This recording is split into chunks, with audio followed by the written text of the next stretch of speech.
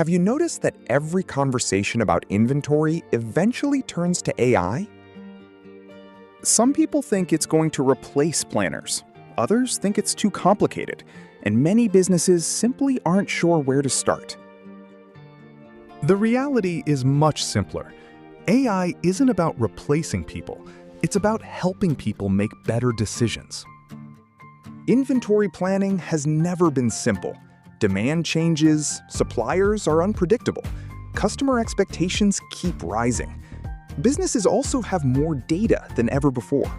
The biggest challenge isn't finding information anymore. It's figuring out what actually deserves your attention. No planner can manually monitor thousands of products, changing supplier lead times, shifting demand, purchasing decisions, and inventory levels all at the same time.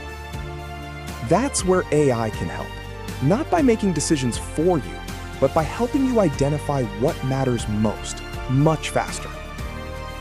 Think of AI as an intelligent assistant, one that processes huge amounts of information in seconds, spots patterns you might miss, highlights potential risks, and surfaces the insights that deserve your attention. The goal isn't to add more technology. The goal is to make inventory planning easier by giving people better information so they can make faster, more confident decisions.